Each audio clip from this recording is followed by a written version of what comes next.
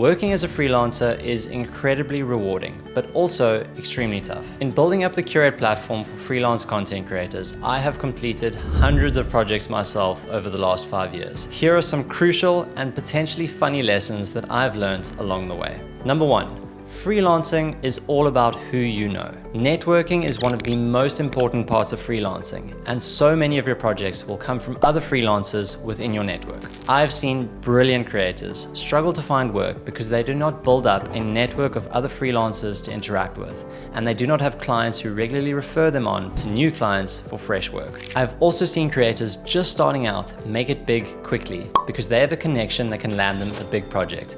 This allows them to take on bigger and better projects more quickly than they would otherwise have been able to do so. Number 2, clients with the smallest budgets will give you the most feedback. Clients who pay well will often trust you the most and will allow you the space to execute effectively and deliver a professional service. But clients who haggle about your prices and complain about limited budgets will often have the highest expectations and will squeeze as much as they can from every project. This can force you to grow as a creator and learn to work with limited equipment or resources, but this is an odd pattern that seems to repeat itself more often than not. Number 3, back up your footage with no exceptions. Eventually, an SD card will fail, or you may accidentally format a card, or a hard drive could break. And worst case, you may have all your equipment stolen. So the extra pennies are well worth it for that peace of mind knowing that you've backed up all your content. As a good rule to follow, a shoot isn't over until you've got content backed up in multiple locations.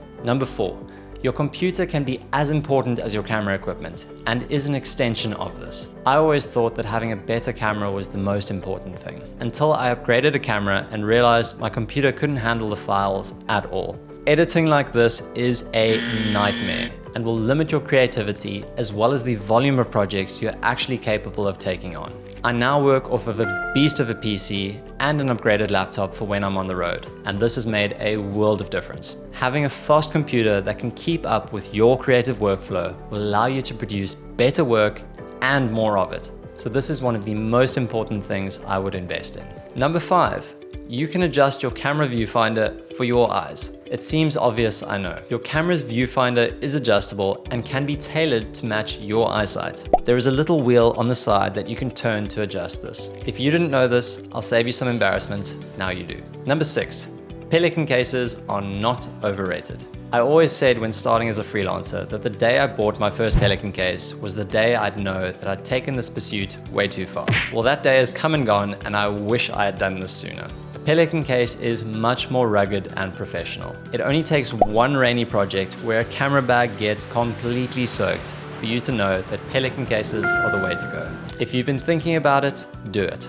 You won't regret it, and you'll look much more professional when you show up to projects. Number 7, lighting is not overrated. Good lighting will make everything about content creation so much easier. You can do a lot with natural light and good planning, but sometimes having a powerful light is just a lifesaver. Invest in your lighting and your work quality will follow suit. Number 8, value your repeat clients. You'll miss them if they leave. Sometimes in the pursuit of new projects and new clients, we forget about those clients that have been with us from day one. These relationships are some of the most important and shouldn't be undervalued. The connections are already built and you do not have to relearn what a client does or does not like.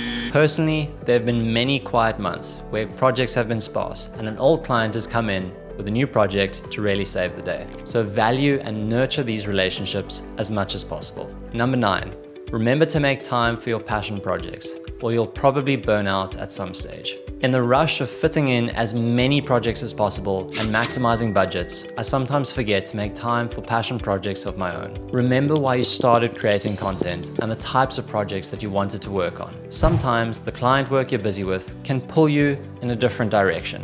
And if you don't make time to grow as a creative, you may never end up getting to those projects that you first set your sights on. So make sure you keep the lights on, but also keep the passion for creating alive. Number 10. I don't have a 10th tip, so you can probably stop watching now. You don't have to like or subscribe because the 10th tip sucked. I know, I'm sorry, thanks.